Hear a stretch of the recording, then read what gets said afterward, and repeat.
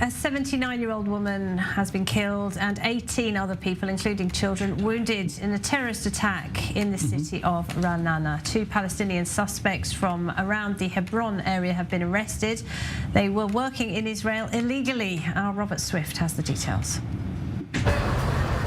Ra'anana, a wealthy city 30 minutes drive from Tel Aviv, became a scene of carnage. A combined stabbing and ramming attack killed 1 woman in her 70s, with 17 other people wounded, children among them. Schools were placed under lockdown, and residents told to stay indoors as police launched a manhunt. Professional, determined activity, a very fast chase, and the closure of the area. And we managed to get our hands on the second attacker as well. The 2 perpetrators are relatives, residents of the West Bank who entered illegally. Israel's Shin Bet identified the 2 as Ahmed Zidat, 25, and Mahmoud Zidad, 44. From Hebron, who were working in Israel despite being banned from entry previously. Familiar with the area, the 2 cousins rammed 3 vehicles into pedestrians at several locations across town, causing initial confusion, contributing to the mass casualties. The attack adds fuel to debates over how easily the West Bank separation barrier can be bypassed, and the role of Palestinians in Israel's economy. Former Prime Minister Naftali Bennett, a resident of Ra'anana, spoke from the scene. The enemy is trying to attack us everywhere, in southern Israel, in the north, and also here in central Israel. I want to be very clear for every terrorist. We're not going anywhere. We're here to stay forever.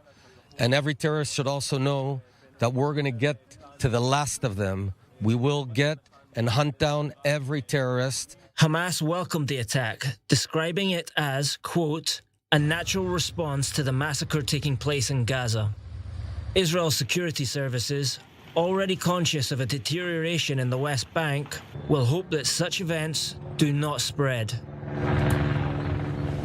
With me in the studio this hour, Dr. Michael Oren is the former Israeli ambassador to the United States. Good to see you, Michael. We're also joined by our senior editor, Guy Azriel. A brutal terrorist attack in central Israel today. Ra'anana, you know, one of the safest cities in Israel.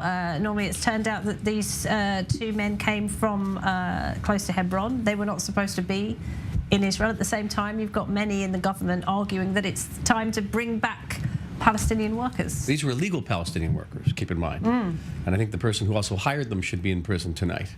And yes, Naftali Bennett is right. They're attacking us from every front. But one of the things we can clamp down on is illegal Palestinian workers living here. And I'm surprised about Ra'anana because the biggest source, the biggest site of illegal Palestinian workers is actually in the Negev. These are Palestinians who are employed by the Bedouin in agriculture. And that is also a source, a great security threat that Israel has to clamp down on. So do you agree then with the defense minister and others in the security services that it is time to bring back those Palestinian workers, because otherwise there will be a further incentive for them to turn towards terrorism? This is the Palestinian workers who can be cleared, who can be checked. There's less chance. There's always going to be a benefit.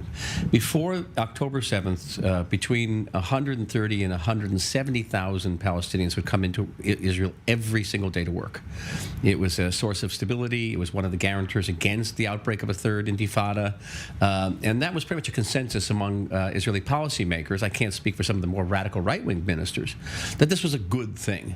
There are 37 crossings going into Israel. In 35 out of 37, these workers wait between 5 and 7 minutes to get in. It's very quickly, very easy. Only in Jerusalem there's a problem that the PA, Palestinian Authority, makes problems for people coming into Jerusalem because they don't want to normalize Jerusalem. So it's a form of coexistence that the world didn't appreciate. It was a source of stability to the degree that it does not jeopardize our security. We should continue it.